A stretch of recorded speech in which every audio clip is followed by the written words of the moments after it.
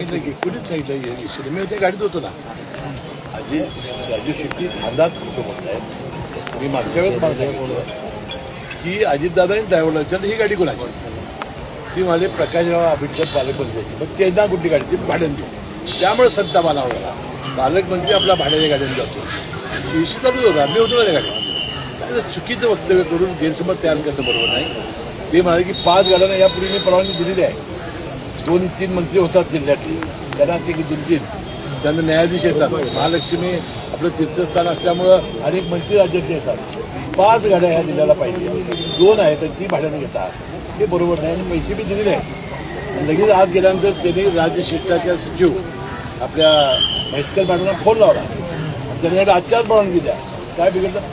5 गाड्या आपल्या जर व्हीआयपी लोकांना येणाऱ्या महालक्ष्मी दर्शनाला मिळाल्या तर एसी बंद नव्हता. आझाद चूक आहे.